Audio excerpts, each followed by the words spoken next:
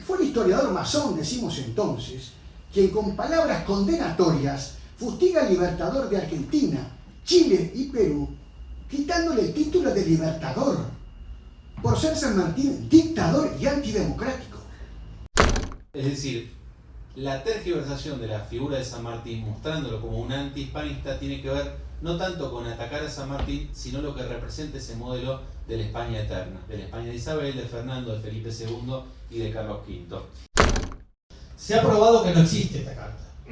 Esa carta es una falsificación que utiliza Mitre I. En Caseros hubo patriotas y hubo traidores.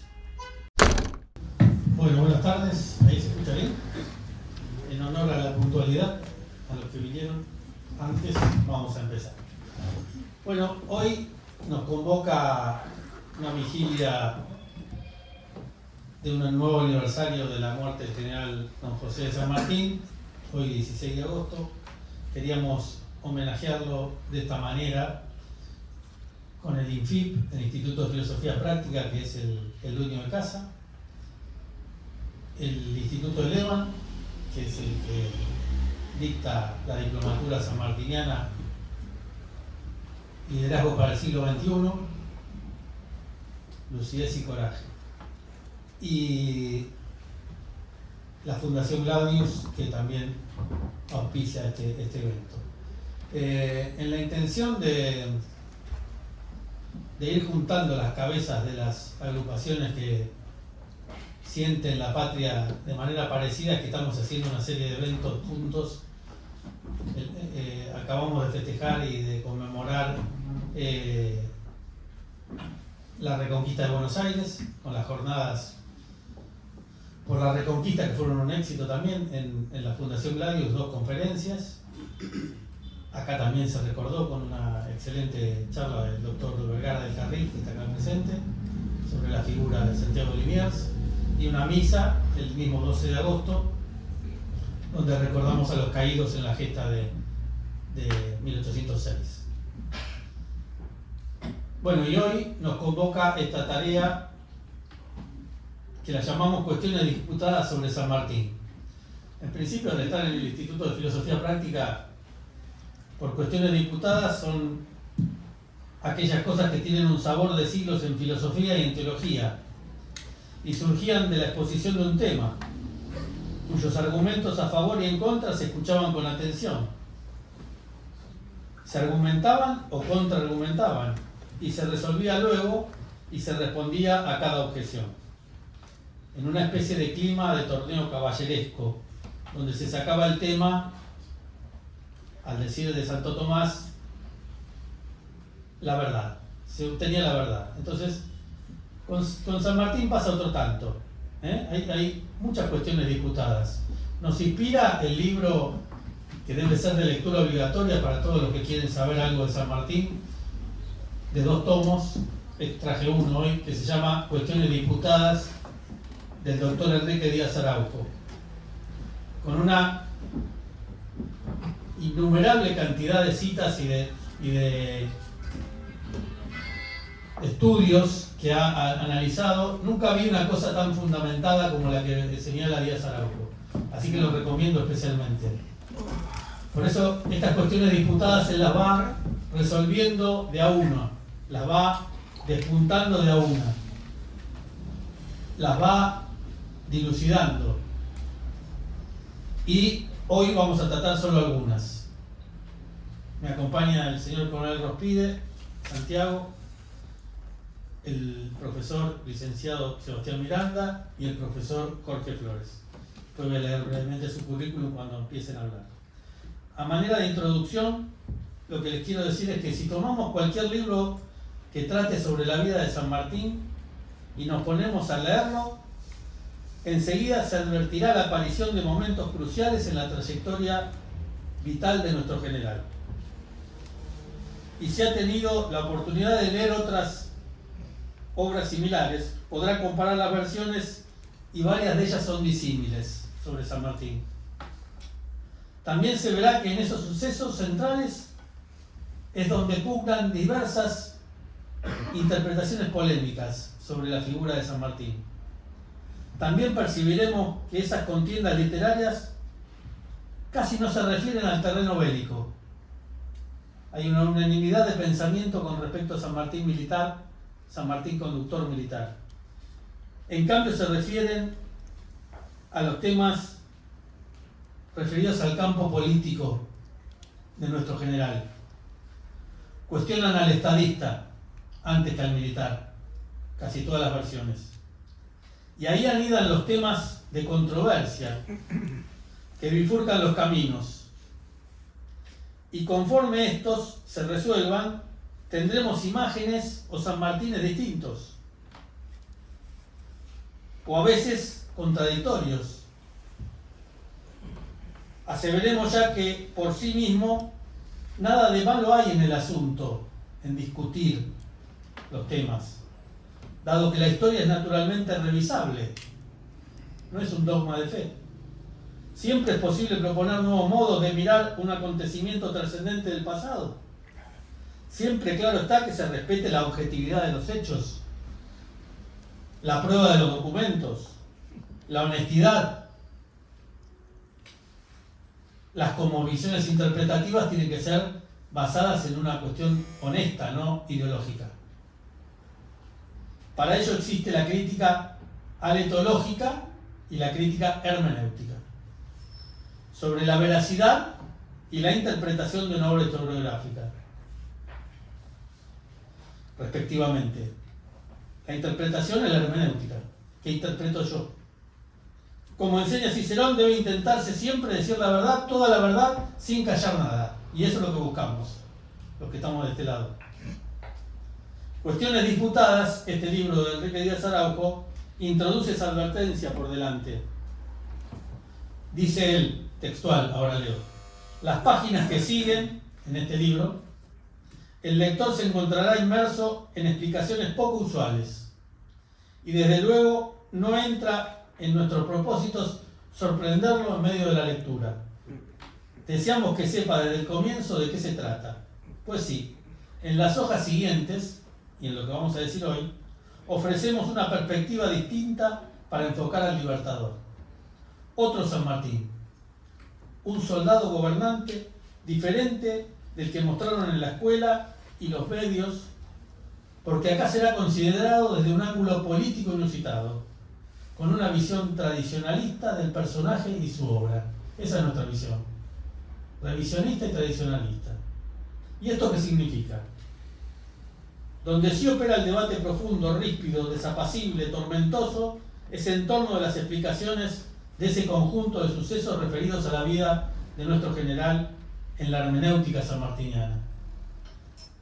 ¿Qué interpretamos?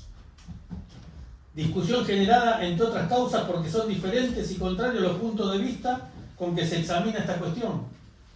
No serán las mismas de un liberal, las consideraciones de un liberal le meten la ideología, un marxista o de un tradicionalista. Un hecho X que a uno le parece óptimo, un segundo lo apreciará como regular y el tercero lo hallará pésimo. ¿Estamos hablando de lo mismo? ¿Estamos hablando del mismo San Martín? Sí, por cierto. El dato pretérito es unívoco. Las que son equívocas son las interpretaciones de los autores. De ahí que no haya una historia del Libertador, como desearía el lector simple, o como a veces han pretendido imponer los organismos oficiales. Aquí brindaremos una versión tradicionalista, como dije. Es decir, que nuestro estudio y como resultado de nuestra opinión, de los cuatro que estamos acá, y juicio sobre San Martín, será mensurado con una escala de valores en cuya cúspide nosotros tenemos al bien común y así lo interpretamos al general San Martín. Los temas que vamos a abordar hoy son los siguientes.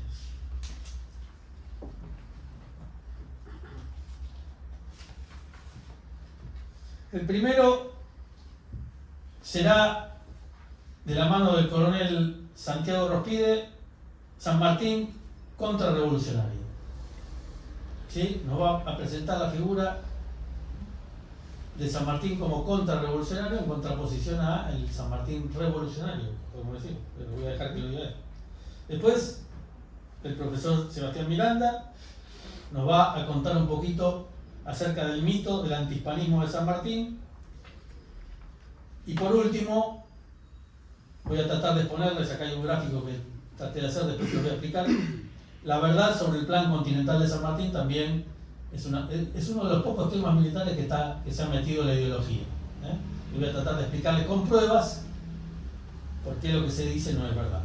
Y por último, le pedí al profesor Jorge Flores que nos deleite con un poco de música sanmartiniana para cerrar la velada de hoy.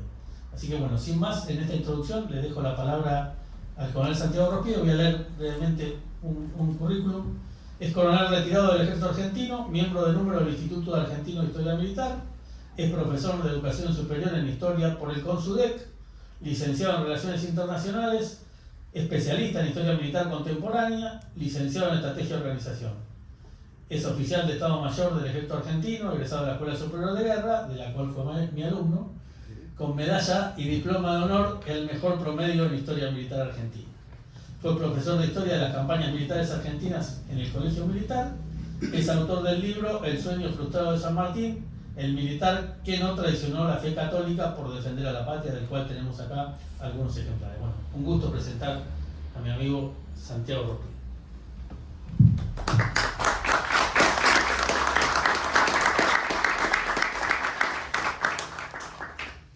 Buenas tardes a todos. Gracias por darme la oportunidad de decir unas palabras en esta jornada sobre el general San Martín. Precisamente nosotros vamos a decir algunas cuestiones políticamente incorrectas.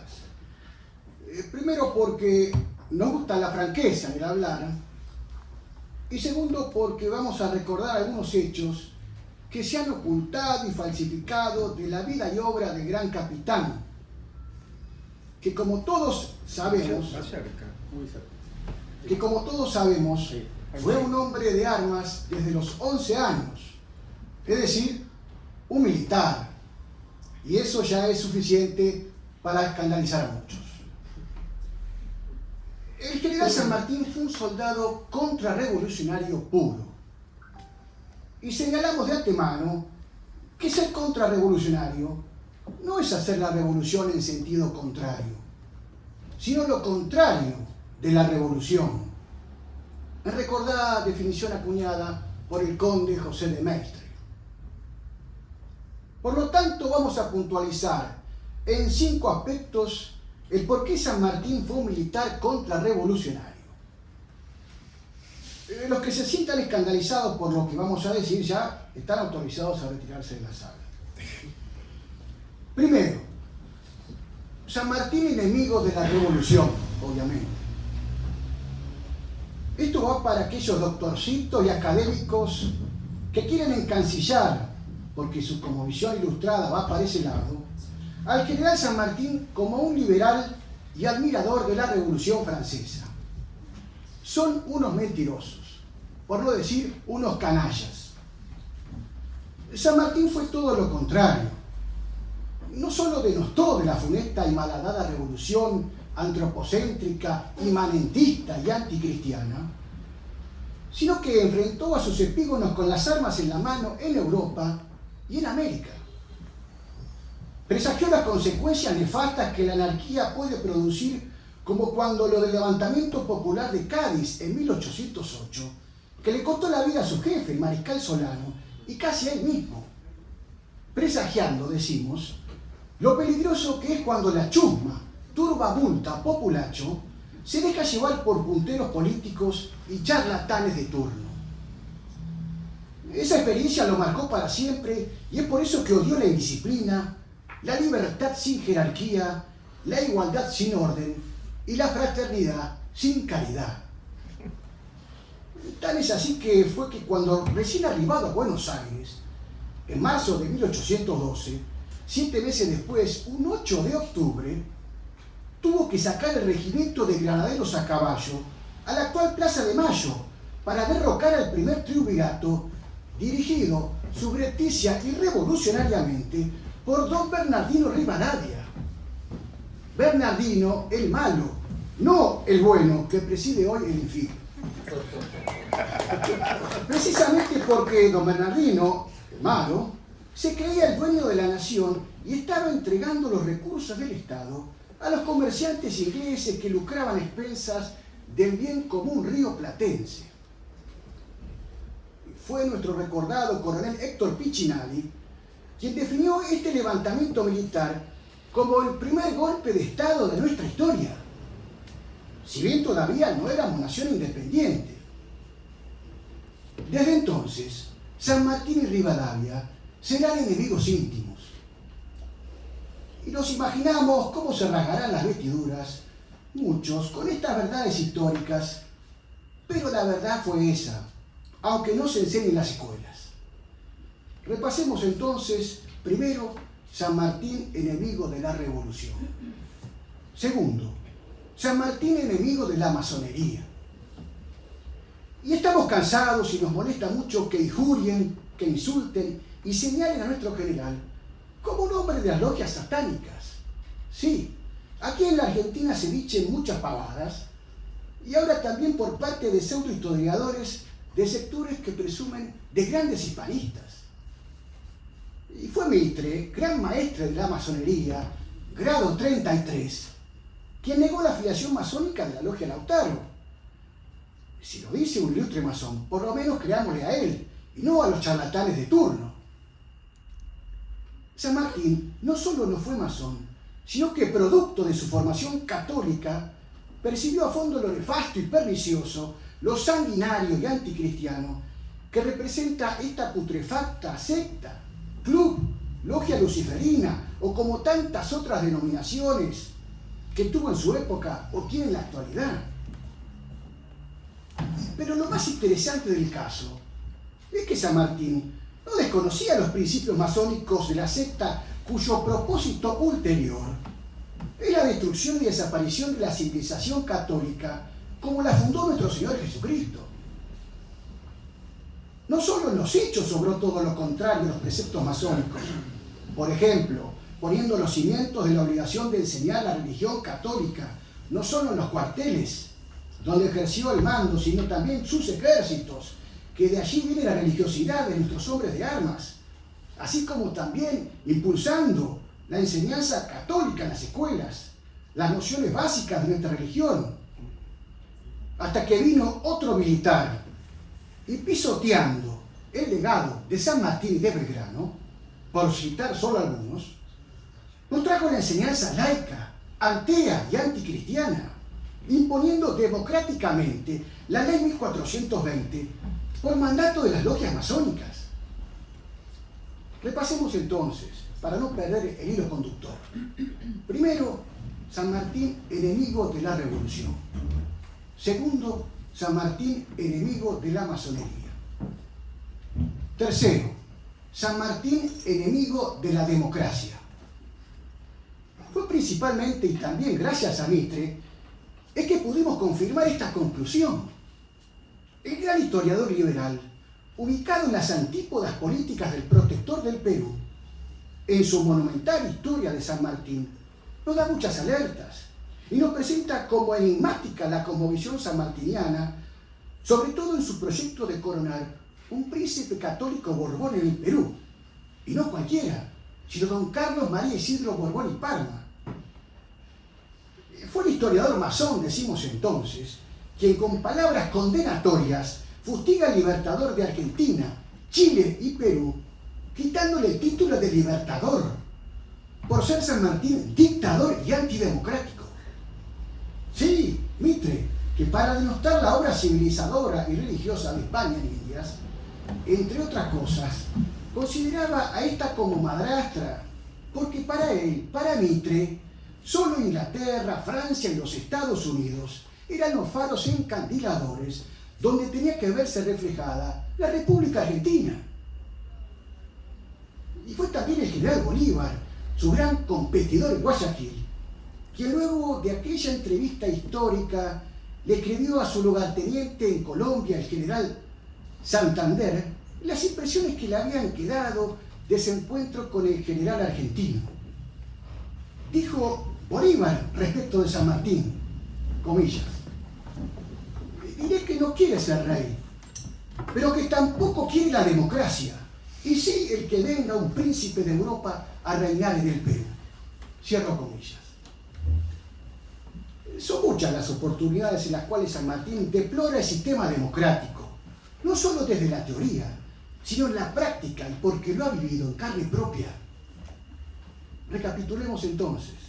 Primero, San Martín, enemigo de la revolución. Segundo, San Martín, enemigo de la masonería. Tercero, San Martín, enemigo de la democracia.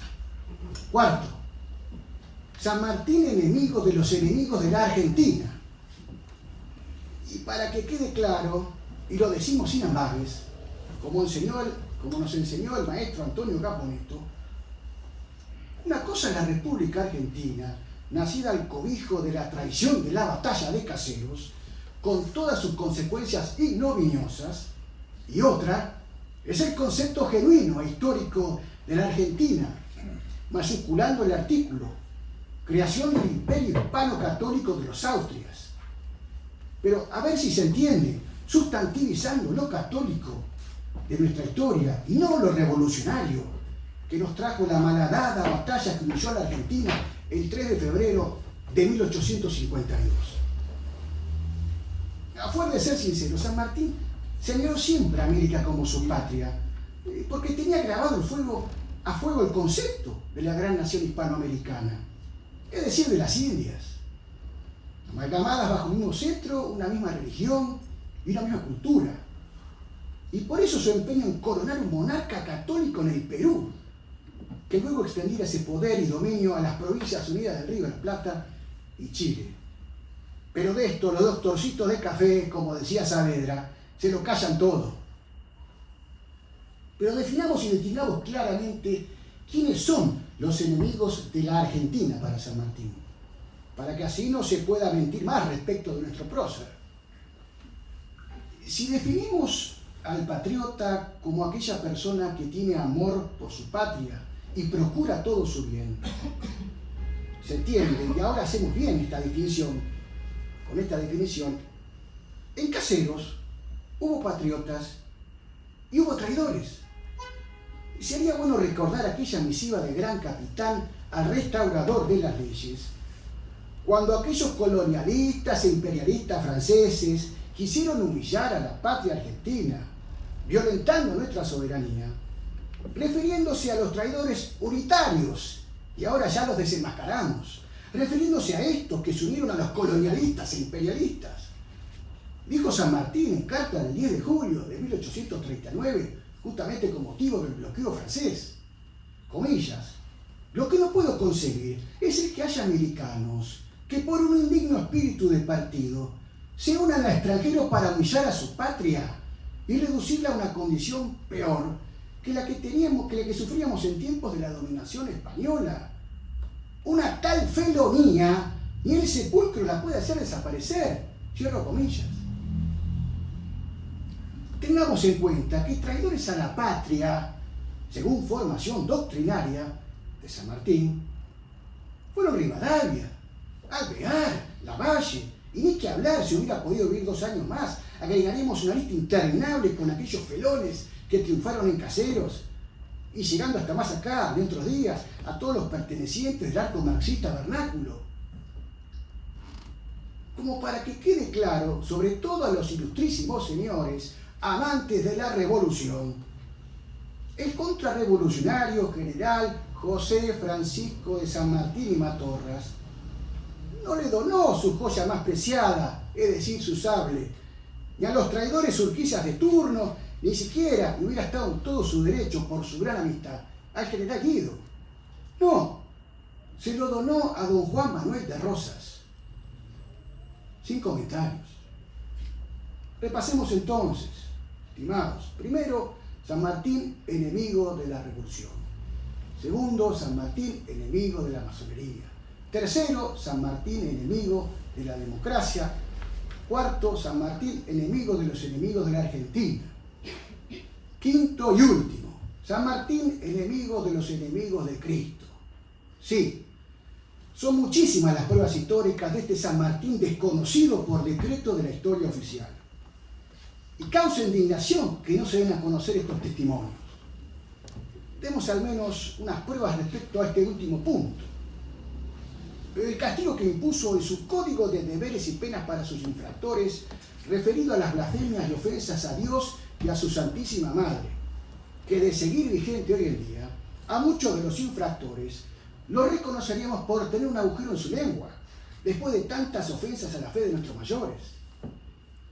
Y cuando ejerció la primera magistratura en el Perú, bajo el título de protector, ordenó que todos los funcionarios públicos tenían que profesar y practicar la religión católica, además de proteger celosamente el catolicismo, como rezaba el primer artículo del Estatuto Provisional, por él redactado por San Martín. Comillas, escuchemos lo que es importante: la religión católica, apostólica, romana es la religión del Estado. El gobierno reconoce como uno de sus primeros deberes el mantenerla y conservarla por todos los medios que estén al alcance de la prudencia humana. Cualquiera que ataque en público o privadamente sus dogmas y principios será castigado con severidad a proporción del escándalo que hubiese dado. Cierro comillas. En su exilio forzoso que el Partido Liberal lo empujó a marchar al ostracismo, San Martín mantendrá incólume su cosmovisión política. Y como para marcar la cancha y diferenciarse de sus enemigos republicanos y demócratas, en una carta al general Miller del 30 de junio de 1841, recuerda con orgullo y sentimiento religioso su visita a los campos de batalla de la región de la Vendée, en Francia. Recordemos aquellas comarcas que fueron campos de exterminio y ocasión del primer genocidio moderno, propiciado por los hijos de la democracia jacobina, contra todos aquellos que no querían adorar a la diosa razón. En su expulsión histórica, le comenta a San Martín con emoción a Miller que recorrió aquella región en la que se alzó la bandera de la religión y el monarca católico, y le dice que lo hizo obligado justamente de la mano con las memorias de la marquesa de la Roche-Jacquelier, una de las esposas de los jefes bandianos. ¿Qué diferencia entre un general católico y contrarrevolucionario y otro masón y revolucionario como Mitre, que en la misma historia de San Martín se burla y se mofa de los católicos bandianos franceses cuando los compara con los pastusos que tuvo que enfrentar Bolívar en el sur de Colombia? Los define Mitre a estos últimos como, comillas, semisalvajes habitantes de la Vendée colombiana, cierro comillas. Bastante discriminador era Mitre, ¿no? Medio xenófobo. Semisalvajes habitantes de la Vendée colombiana, para que nos demos cuenta de la conmoción de este hombre. Finalmente, si todo esto que expresamos hoy no se dice por los historiadores y no se enseña en las escuelas, es porque o muchos son políticamente correctos, o tienen miedo a la progresía, o quizás no hayan tenido la suerte de tener buenos maestros que se lo enseñaran. Por eso, y ya concluyendo, estimados amigos, la pregunta que nos hacemos y les hacemos a todos es: ¿se puede pensar y proclamar entonces, después de todo lo dicho, que el general San Martín, enemigo de la revolución, enemigo de la masonería, enemigo de la democracia, enemigo de los enemigos de la Argentina y enemigo de los enemigos de Cristo, no fue un militar contrarrevolucionario? ¿Cuánta razón tenía el gran Anzoátegui cuando, después de haber desenmascarado en la historia de Mitre la contrafigura de San Martín, lo sentenció luego de su lectura con la siguiente frase, comillas: Mitre asesinó a San Martín entre algodones de gloria y nos lo entrega convertido en momia de bronce. Y para los que no se quieran olvidar de todo esto, está escrito acá en mi libro, y hay pocos ejemplares, hoy aquí para ustedes, en el título, como dijo el coronel mayor, El sueño frustrado de San Martín, el militar que no traicionó la fe católica para defender a la patria. Nada más, muchas gracias.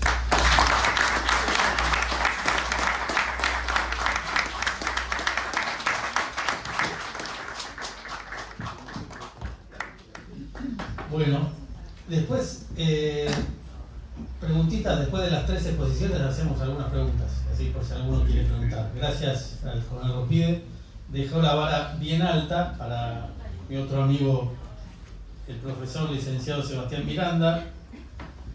Sebastián Miranda es licenciado y profesor en Historia, además de catequista, especialista en Historia Militar Contemporánea y diplomado en Comunicación para la Defensa.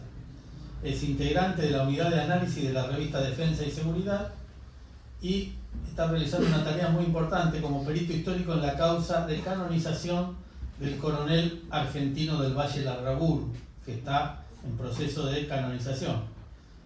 Y desde hace 30 años ejerce la docencia en los niveles universitario, terciario y secundario. Así que, sin más, adelante, Sebastián. Bueno, gracias por la presentación. Bueno, gracias a usted por la presencia en esta vigilia por el nuevo aniversario del paso de la inmortalidad y libertad. Bueno, lo que les voy a plantear está directamente relacionado con lo que planteaba el coronel Rospide. Hay un mito que es el que se origina, hoy no serían los mitristas la gente más agraciada del público, porque ese mito de San Martín como antihispanista tiene origen justamente en Mitre. Tenemos que tener en cuenta que la historia es una de las ciencias más bastardeadas y más manipuladas, y muchas veces los modelos políticos, económicos, sociales del presente se tratan de construir empalmándolas con modelos del pasado. Cuando Mitre, junto con lo que fue el Partido Unitario, diseñan su proyecto de país y después de la derrota nacional de Caseros lo empiezan a implementar, gracias a la complicidad de Urquiza aliado con el Brasil, empiezan a tratar de empalmar ese presente que ellos están viviendo y esa proyección de la Argentina al futuro con un pasado. Y evidentemente había figuras históricas que identificaban de alguna manera a todos los argentinos, entre ellas San Martín y Belgrano. No es casual la elección de San Martín y Belgrano como personajes sobre los cuales Mitre va a historiar. No nos olvidemos que Mitre trata de hacer algo positivo en un sentido, que es que elevar la figura de San Martín y Belgrano. No nos olvidemos que Belgrano muere prácticamente olvidado, un solo periódico, el del padre Castañeda, se acuerda de su muerto, y San Martín muere en el exilio y vuelve recién sus restos repatriados 30 años después. Entonces, Mitre lo primero que intenta hacer es generar de alguna manera un héroe nacional para que se sientan identificados todos los argentinos. Hasta ahí vamos bien, y se recuperan, logra la recuperación de esas figuras históricas, pero también, vinculado directamente con lo que decía el coronel Rospide, trata de crear, de manosear, de bastardear y de tergiversar la imagen de San Martín, sobre todo desde el punto de vista político. ¿Por qué? Porque quiere crear un San Martín que esté empalmado directamente, que sea como una especie de antecedente de ese modelo de país que estaban construyendo los unitarios.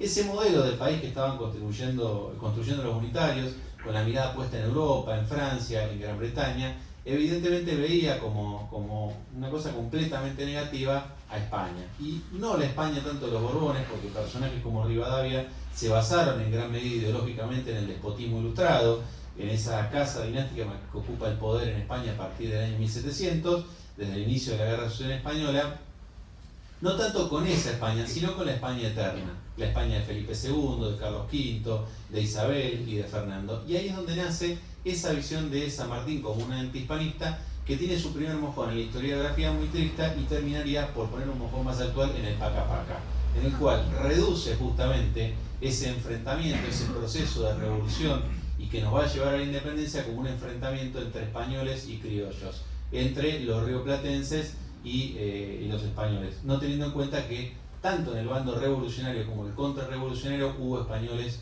y criollos. Es decir, la tergiversación de la figura de San Martín, mostrándolo como un antihispanista, tiene que ver no tanto con atacar a San Martín, sino lo que representa ese modelo de la España eterna, de la España de Isabel, de Fernando, de Felipe II y de Carlos V.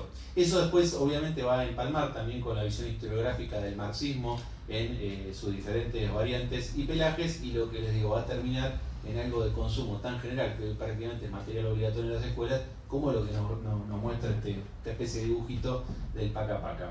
Bueno, esa visión también es la que nos formamos muchos de nosotros en el colegio, porque después tengamos en cuenta durante muchísimos años los manuales de formación de las maestras, era la historiografía de Vicente Fidel López, que empalma con esta visión de Mitre, y después aparece algo peor todavía que Mitre, que son los múltiples repetidores, en los cuales, como lo dijo Mitre, automáticamente es verdad, con una nula visión crítica, cuando la historia está en permanente revisión. Vamos al grano entonces. Esa visión de San Martín como antihispánico plantea al proceso nuestro, primero de autonomía y de independencia, como una guerra contra España. Algo de eso hubo, pero no tal cual lo plantea Mitre. ¿Qué quiero decir con esto? España vivía un proceso de degradación que alcanza su punto de alguna manera culminante en la figura de Carlos IV y de Fernando VII. ¿Por qué digo degradación? Porque la mayoría de nosotros nos enseñaron o nos mostraron que la Revolución de Mayo es una revolución directamente en contra de España, que reconoce la autoridad del rey, jura fidelidad al rey con la famosa máscara de Fernando VII, y que lo que nos plantea es que a Fernando y a Carlos se los llevaron engañados a Aranjuez, la famosa, a Bayona, la farsa de Bayona. Ahí está la base, el huevo de la serpiente, la base de la mentira de la historiografía mitrista y de lo que siguió después. En esa época España estaba dividida en lo que podríamos hablar de dos Españas. Una era la España eterna, católica, la que sentía el amor a la patria, la que sentía el orgullo a sus tradiciones y a sus costumbres, la heredera de los Austrias, la heredera de Felipe II, de Carlos V y de Isabel y Fernando. Y la otra era la entrevista. Es mentira que Carlos IV y Fernando VII fueron engañados cuando fueron llevados a Bayona. Ya hace tiempo Manuel Godoy, el famoso príncipe de la paz, gran parte de la nobleza y la aristocracia española, lo que despectivamente el Libertador llamaba los godos, había entregado España a los franceses. La invasión francesa al territorio español no fue tal, fue facilitada por gran parte de la nobleza, aristocracia y por la propia corona. El pueblo se va a levantar en armas contra la figura de Manuel Godoy, que representa el sector afrancesado de España. Fíjense lo que dice Carlos IV después del motín de Aranjuez. Esto en una carta dirigida a Napoleón. Dirijo a vuestra majestad una protesta contra los sucesos de Aranjuez y contra mi abdicación. Me entrego enteramente, confío en el corazón y amistad de vuestra majestad, con lo cual ruego a Dios que os conserve en su santa y digna guardia. De él, su rey, afecto, hermano y amigo Carlos. Este es el rey que iba a resistir la invasión napoleónica. Después, Carlos efectivamente llega a Bayona, se insulta con su hijo, se pelea con Fernando. Napoleón lo veía como dos felones, dos inútiles, y por eso no le entregó la corona a uno, porque si había personas serviles a Napoleón Bonaparte eran Carlos IV y Fernando VII. Napoleón los despreciaba. El 5 de mayo de 1808, Carlos IV, supuestamente ese rey que defendía a España, firma la abdicación de Bayona, en la cual textualmente cede por el presente todos sus derechos al trono de España y de las Indias a su majestad el emperador Napoleón. O sea, entrega oficialmente España y las Indias a Napoleón Bonaparte.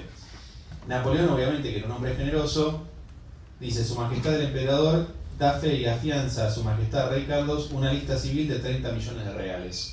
El emperador Napoleón se obliga a conceder a todos los infantes de España una renta anual de 400.000 francos. Muy mal no le fue a Carlos y a Fernando en cuanto le fue la entrega de su tierra. Unos años después recordó Napoleón Bonaparte lo siguiente: no cesaba Fernando de pedirme una esposa de mi elección. Me escribía espontáneamente para cumplimentarme siempre que yo conseguía alguna victoria. Expidió proclamas a los españoles para que se sometiesen y reconocía a José, lo que quizás se habrá considerado hijo de la fuerza, sin serlo. Pero además me pidió su gran banda, me ofreció a su hermano don Carlos para mandar los regimientos españoles que iban a Rusia, cosas todas que de ningún modo tenía precisión de hacer. Dicen que Napoleón decía que nunca le conoció a la altura real a Fernando porque siempre entraba a verlo agachado, haciendo la reverencia. Entonces esta es la España contra la cual el pueblo español se levantó el 1 de mayo de 1809, y mientras sus reyes, Carlos IV y Fernando VII, se entregaban y no les daba abasto la lengua para lamerle las botas a Napoleón Bonaparte, felicitándolos incluso cuando recupera Madrid, después de que lo habían recuperado las fuerzas españolas en Bailén, esta era la España con la cual uno podría decir: ¿en qué bando se enroló San Martín? ¿En el que recibió con los brazos abiertos a Napoleón o el que combatió a Napoleón? San Martín se enroló el de la España eterna, en la España que se levantó contra el invasor francés. Esto es lo primero que tenemos que tener en cuenta. Entonces, ¿San Martín era antihispanista? No, estaba en contra del modelo de España entreguista, traidor, apátrida de Carlos IV y de Fernando VII. El 21 de marzo de 1810, vamos a hacer una dedicatoria más a Fernando, la última. Fernando le escribe a Napoleón y lo felicitaba por su casamiento con María Luisa.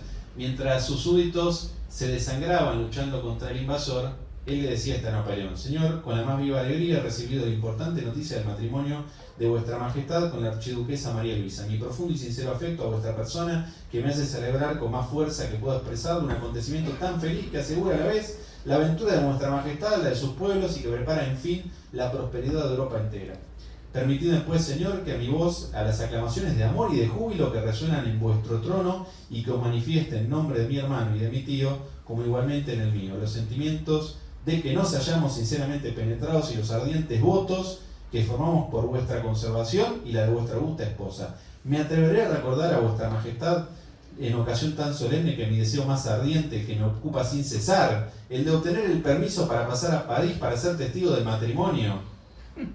Tanta bondad excitaría mi eterno reconocimiento y serviría para probar a toda Europa el amor sincero que profesa a vuestra augusta persona y que permaneceré siempre fielmente adicto a vuestra majestad. Os dirijo, Señor, esta súplica. Me está agarrando un coma diabético ya. Os dirijo, Señor, esta súplica con la más perfecta confianza y espero conseguir como una prueba especial de bondad el permiso para asistir a la augusta ceremonia del matrimonio. Sí, que quería... Se ve que estaba bueno el menú, el catering. De mi padre, mi protector y mi soberano. Así lo llama, ¿eh? Mi padre, mi protector y mi soberano. Si logro este permiso tan vivamente deseado, podré llevar a mi retiro el recuerdo venturoso y consolador para mi alma de haber, en ocasión tan próspera y tan imponente, gozado de las prerrogativas de príncipe francés. Quiere ser príncipe. Se quería casar con una hija de Napoleón. Y este favor doblará el precio que doy a tan glorioso título. Termino porque ya me está poniendo nervioso.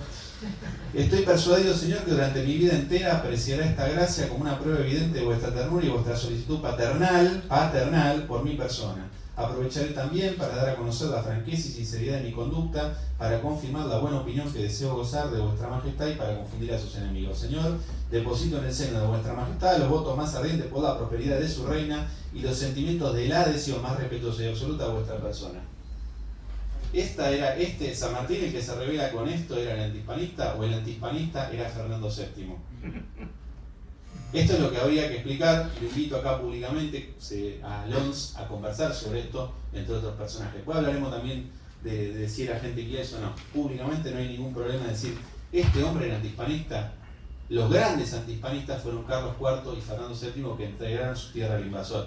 El pueblo se rebeló como correspondía y entre las huestes que fueron a batir a los franceses y a los afrancesados estuvo José de San Martín. De hecho, tuvo una participación destacada, fue el único oficial nombrado en el parte de la batalla de Bailén que desalojó a José Bonaparte de Madrid, y eso obligó a que después Napoleón entrara con la flor y nata del ejército francés y empezara a vencer a los patriotas.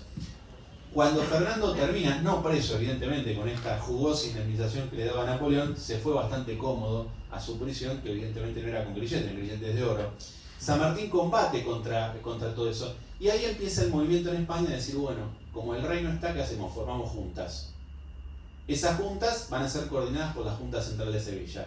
Cuando Napoleón va arrasando con la resistencia española, la Junta de Sevilla cae y se concentra el poder en el Consejo de Regencia. ¿Qué gobernaba el Consejo de Regencia? La isla de León. El Consejo de Regencia y la Junta de Sevilla, ¿con quién habían hecho alianza para luchar contra los franceses? Con los británicos. Acá, los grandes pro-británicos eran la Junta Central de Sevilla, que entre comillas, cuando cae, hay varias partes de sus integrantes que se pasan al bando francés. ¿Quiénes eran los traidores a España? Estamos poniendo claros los nombres. San Martín lucha justamente contra todo eso. Cuando en América lo que hacemos en la Revolución de Mayo es decir, no reconocemos la autoridad del Consejo de Regencia, porque la condición jurídica de América es la de ser vasalla del Reino de Castilla y no de un gobiernito que solo gobierna la isla de León rodeado y protegido por los cañones de la escuadra británica. ¿Cuál es la respuesta del Consejo de Regencia y las autoridades metropolitanas que había nombrado el Consejo de Regencia residentes en América? Reprimir esos intentos de autonomía, preservando realmente los derechos del rey con toda violencia. Esa es la España que va a ver San Martín, decadente. Ni hablemos de Carlos IV y ni hablemos de su esposa, que daban una imagen pésima de esa España, inundada por la masonería, por el despotismo ilustrado. Era la misma España, el mismo modelo de España que había expulsado a los jesuitas y que estaba infiltrada hasta la médula por la masonería. San Martín representa, como bien decía el coronel Rospide, a esa España eterna. Cuando ve esa decadencia, que es la que ya había empezado a ver Belgrano. dice, ¿qué es lo que queda de esa España eterna? ¿Qué es lo único que queda? América. Y ahí decide, no como traidor, no como dice Mitre, que subrepticiamente se viene a América. Si uno lee el informe que dan las autoridades militares cuando él pide el retiro, está colmado de halagos a lo que era San Martín. Se va legalmente y con autorización de las autoridades y viene a América. En América, eso es muy importante, porque no viene a luchar contra España, viene a luchar contra la España afrancesada. La actitud que gran parte fue mostrando y fue poniendo en evidencia el coronel Rospide es la que él tuvo. Nunca él declaró la guerra a España como entidad. Él se dio cuenta que era imposible seguir siendo vasallos de reyes de esa calaña como Fernando VII y luchó para una modificación. Además, Fernando, cuando vuelve al poder, es un rey completamente arbitrario. San Martín luchó contra el absolutismo, no luchó contra la monarquía. De hecho, su proyecto era el de establecer una monarquía constitucional. A lo largo de todo su accionar en América, él no va a mostrar en ningún momento saña contra España, sí contra los godos. Vuelvo a insistir, los godos eran la aristocracia, la nobleza española, representada por un rey como Fernando VII, que fue la que entregó España a los franceses. Y eso uno lo va viendo en las actitudes que tiene él. Primero, diferenciándolo de Bolívar, Bolívar fue un hombre en el cual no se privó del derramamiento de sangre. Y San Martín en todo momento entendió esa guerra de independencia más que como una guerra de independencia, como una lucha entre hermanos. Y así se dirige a las autoridades españolas residentes en América. Y lo que trató siempre es de lo que se llama lograr la economía de sangre. O sea, terminar con esos enfrentamientos, entendiendo que esa lucha en definitiva era entre hermanos. Esa idea la va a llevar a Chile, esa idea posteriormente la va a llevar al Perú, donde va a querer establecer una monarquía constitucional, que ya era el proyecto que él compartía con Belgrano y con Güemes y que ya se había planteado en el Congreso de Tucumán. Tenemos un San Martín antihispanista, no se entiende entonces lo que pasa en 1821 en Punchauca, y cuando él tiene estas conversaciones con las autoridades, especialmente con el virrey del Perú, en el cual él plantea la independencia es un proceso irreversible, la condición es que España reconozca la independencia, vayamos a España a explicar qué es lo que pasó, que fue una reacción frente a la arbitrariedad, primero del Consejo de Regencia, después de Fernando VII cuando volvió al poder, y en el medio de las autoridades españolas residentes en América, que no entendieron nada de lo que estaban pasando. De hecho, España vivió un proceso de guerra civil también después de la vuelta de Fernando VII. ¿Cuál es la condición para esto? El reconocimiento de la independencia del Perú. Le propone a la Serna ir a España a explicar esto. Y dentro de las condiciones que él pone es, se reconoce la independencia, se va a nombrar un gobierno con un representante nombrado por el virrey del Perú, otro por él y una junta que va a gobernar en nombre de ellos para terminar con este proceso de enfrentamientos. Se van a ofrecer una serie de ventajas comerciales a España y se va a traer un príncipe. ¿De dónde? De la Casa Real de España. ¿Cómo podemos hablar de un San Martín antihispanista cuando está proponiendo esto? Evidentemente no se iba a proponer una monarquía del estilo de la que representó de la peor forma Fernando VII, sino que iba a ser una monarquía diferente. Yo quiero presentar una imagen real de San Martín y soy profundamente hispanista, pero tampoco no quiero ni la leyenda negra ni la leyenda rosa. Había una gran cantidad de errores, había una gran cantidad de aciertos primero, yo diría la mayoría de aciertos, pero había una gran cantidad de errores en la gestión de la corona española en América, fundamentalmente a partir de la llegada de los Borbones, que ahí es donde se siembra la semilla de los procesos de las rebeliones en América y de los procesos de independencia. Pero había cosas para corregir. Cuando yo presento a San Martín, presento todo el valor que tiene el obrar de España en América, pero a San Martín y a Belgrano como una etapa superadora, que vienen a mejorar eso que ya estaba. Por eso, como conclusión, el tiempo, sé que me corren con el tiempo, anticipo que esto va a ser parte del libro que, si Dios quiere, va a salir el año que viene, título un poquito fuerte, San Martín contra el Imperio Británico, el mito del agente inglés y el antihispanista.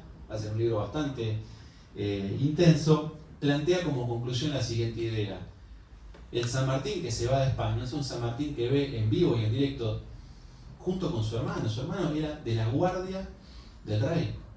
Cuando ve lo que era ese rey, ¿qué hace? Se va y se va a luchar en España contra la ocupación francesa.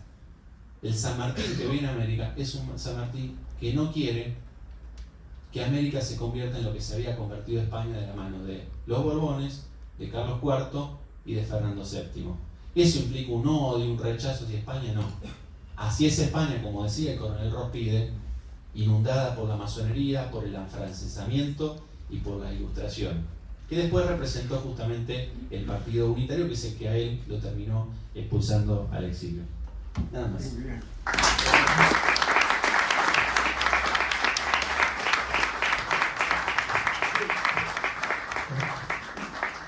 Bueno, el último tema de estas cuestiones disputadas, entonces vimos una visión San Martín contrarrevolucionario, San Martín hispanista, hispano, y vamos a ver un tema de los tantos diputados que hay acá. Son como 40 temas disputados, si era masón, si no era masón, por qué vino a América, por qué no vino a América. Bueno, yo voy a tomar uno, la famosa copia del Plan Maitland, también esto tiene un sentido de acusar a San Martín de que copió el Plan Maitland, que es un viejo plan que hizo un tal Maitland en Inglaterra para conquistar América, ¿sí?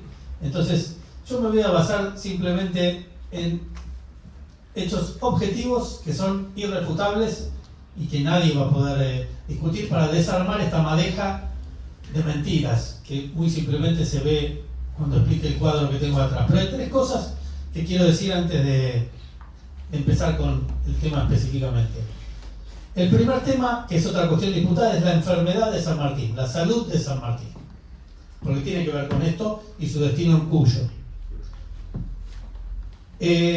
Muchas de estas corrientes, tanto de izquierda como de liberales, atacan la falsedad de la enfermedad de San Martín. Permanentemente discuten sobre el estado de salud de San Martín, que no era una cuestión veraz, sino que eran tretas del general para obtener cambios de posición y de puestos. Lo estoy simplificando mucho.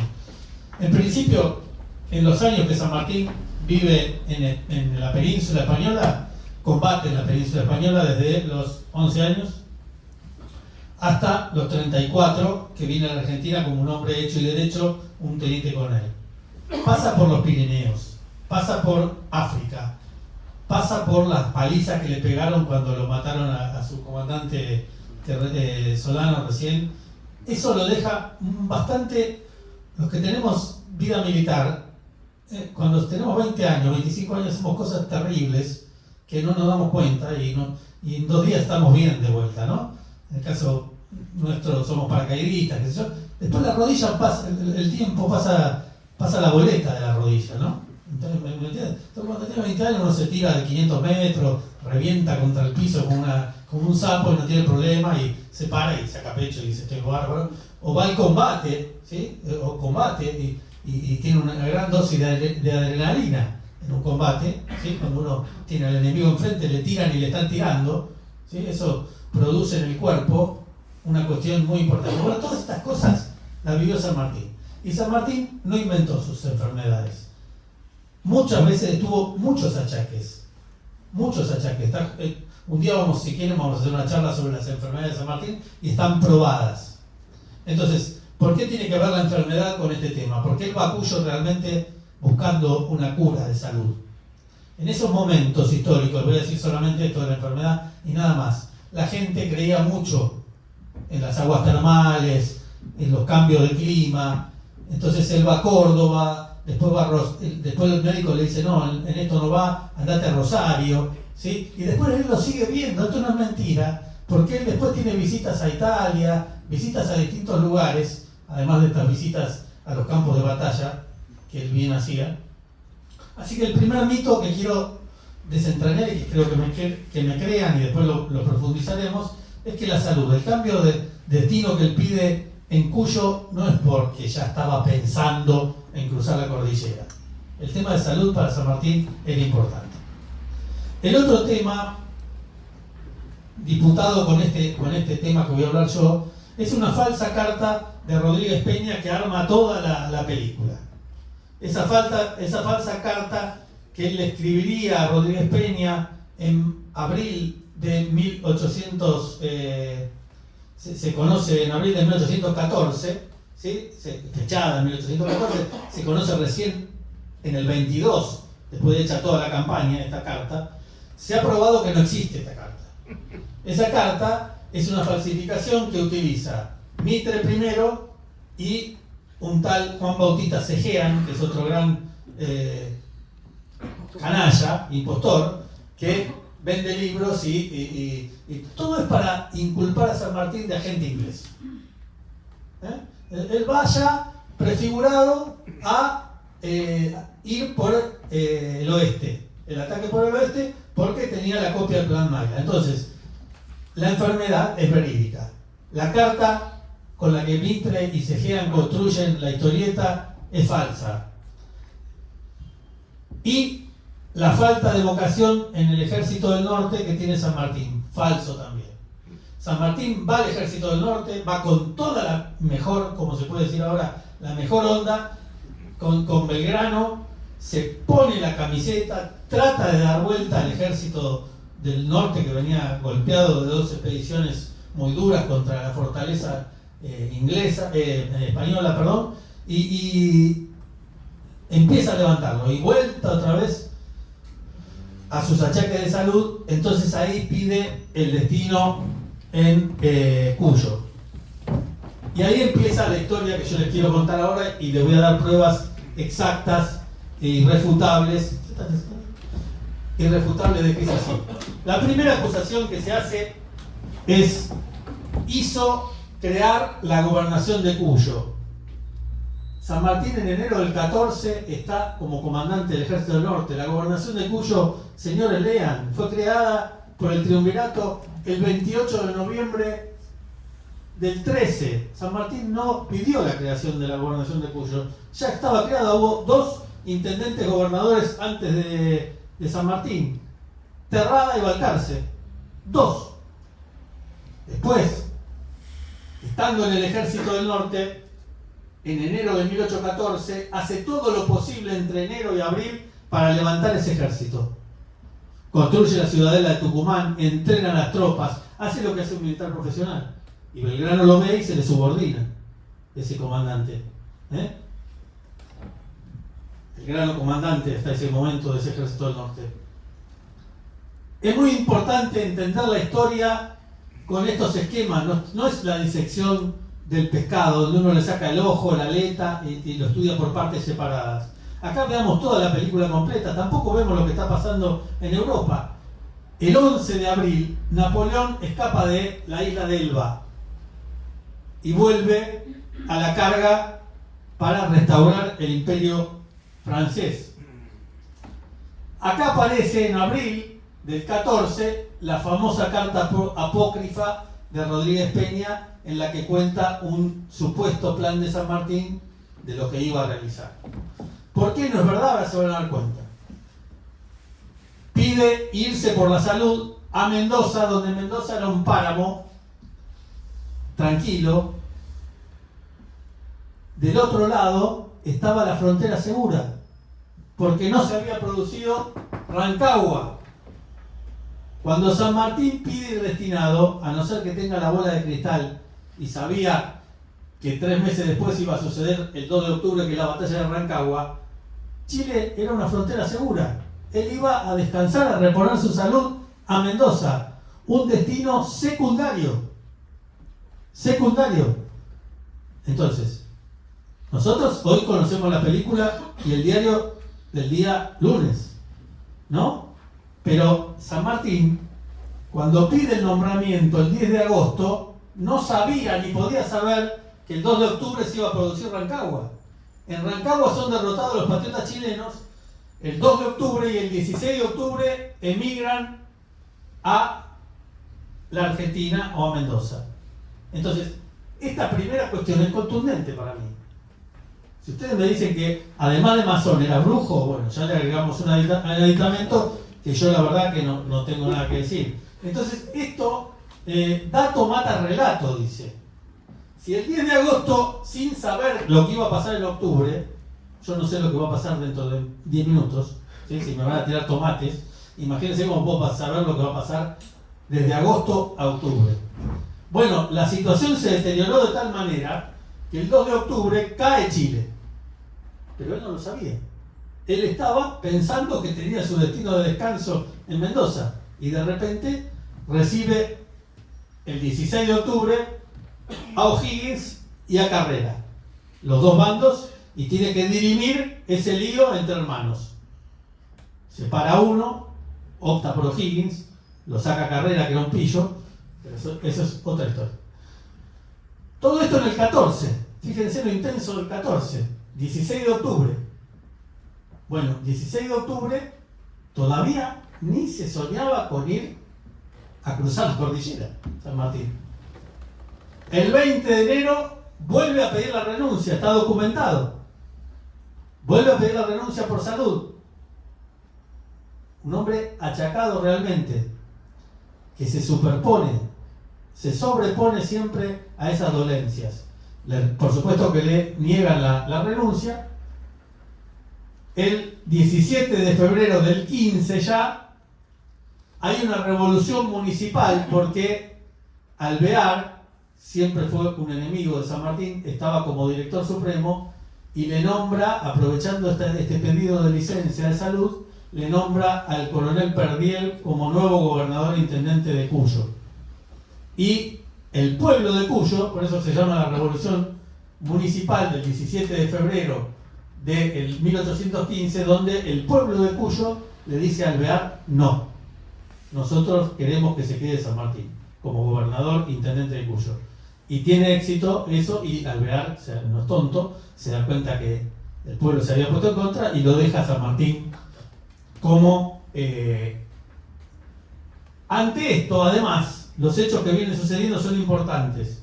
Se anuncia en 1815, a posteriori de febrero, en marzo y abril, la llegada de una importante expedición de 15.000 hombres desde la península hacia el Río de la Plata, que por gracia del destino no llega al Río de la Plata a orden del general Murillo y hace estragos en Venezuela, la que tiene que enfrentar el mismo Simón Bolívar.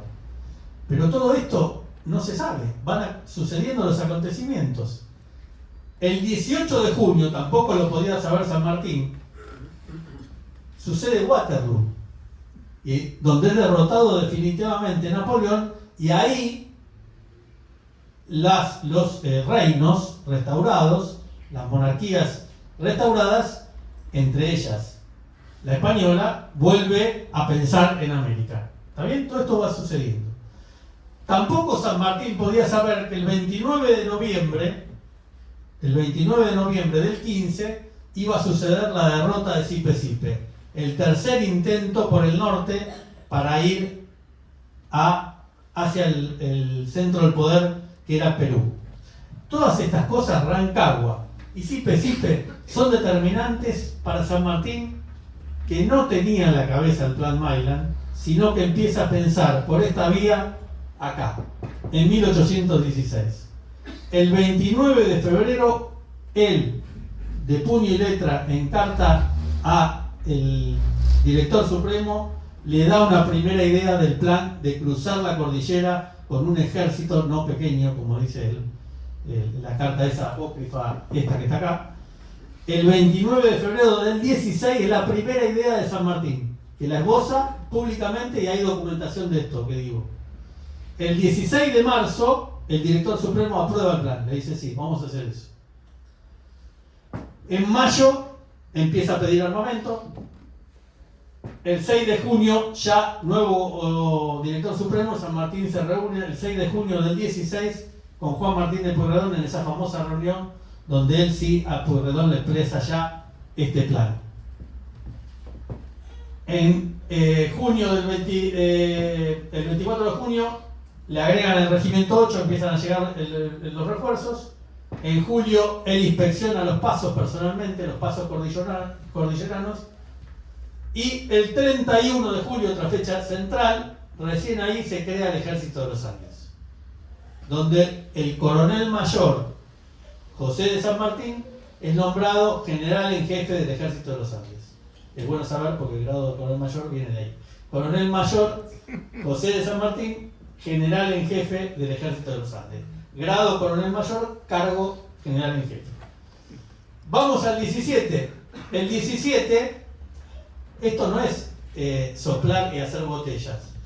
El 17, como en Venecia, En 1817, entre el 19 de febrero y el 19 de enero y el 18 de febrero, se tarda desde la primera idea en febrero hasta casi un año, hasta el 19 de enero para armar un ejército inexistente. Tarda un año. San Martín es otra cosa que tenemos que observar. Es un hombre que no improvisa, prepara. Un año. Desde la idea, acá había 180 hombres. Cuando le llega a los chilenos, esta guarnición tenía 180 hombres. Era tan importante Mendoza que tenía solo 180 hombres. Eso para los que digan que estaba planificado. Bueno, él remonta en un año a 4.000 hombres, 5.000 hombres. Cruce de los Andes en 25 días, el genio militar de San Martín. Cruce de los Andes comparable a el de Napoleón o el de Aníbal, comparado y estudiado en la historia militar. Ese es un tema interesante para ver otro día.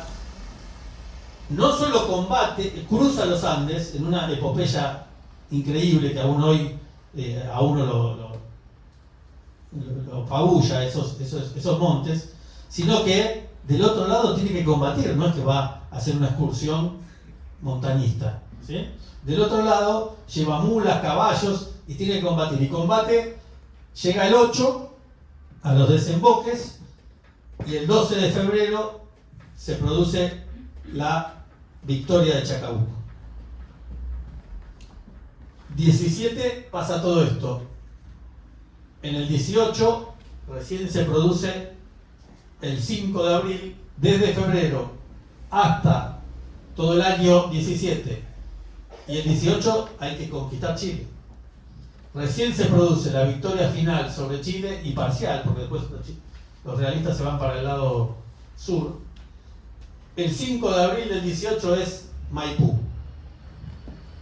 Nuevamente lo vemos a San Martín una vez que está en Chile, tomarse su tiempo. El plan de llegar al Perú no es una tontería, porque una vez tomado Chile había que tener el dominio del mar. Era imposible ir con una flota inexistente, como hubo un ejército inexistente. San Martín también hay que atribuirle la creación de la Armada chilena, que me encanta decírselo a los chilenos, contárselo cada vez. La Armada chilena fue armada por San Martín paso a paso, con la ayuda de O'Higgins, paso a paso, barco por barco, sacrificio por sacrificio, y se tarda 2 años más, prudentemente, para llegar a armar una flota que parte desde Valparaíso el 20 de agosto de 1820. Para terminar el 8 de septiembre de 1820 en Paracas, en Perú. Esto para decirle que esta fantasía del plan Maitland y del invento del agente inglés es absolutamente inconsistente. Para aquellos que les estoy dando letra para cuando le diga a alguien San Martín tenía todo planificado, no tenía todo planificado. Tenía la enfermedad, pidió la licencia por enfermedad, se va por enfermedad, no crea la gobernación de Cuyo, Rancagua no la podía conocer, Sipe menos. Siempre pensó que el ejército del norte era importante, nunca descartó el ejército del norte. De hecho, en 1824, cuando se tiene que ir, cuando se tiene que ir en 1824, es porque estaba planificando una operación militar con el coronel Urdinea para volver a atacar por el norte a el Alto Perú. Y Rivadavia piensa que está armando un ejército para hacerle la revolución a él y lo quiere matar y lo expulsa, y San Martín se tiene que ir de la patria corrido como un facineroso. Así que estas son las verdades, y esto es lo que quisimos explicar con elementos contundentes y verídicos, como digo yo, incontrastable con los datos. Dato mata relato. Así que estas eran las 3 cosas que hoy queríamos contar. Hay muchas cuestiones disputadas y ahora les ofrecería a los que quieran, antes de escucharlo a Jorge Flores, algunas preguntillas, Si alguno quiere hacer alguna, a cualquiera de los tres.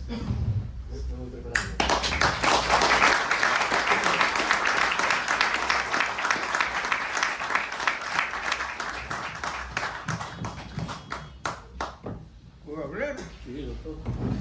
No, ahí está el inalámbrico. Hay uno inalámbrico. Hay que prenderlo. Ah, bueno.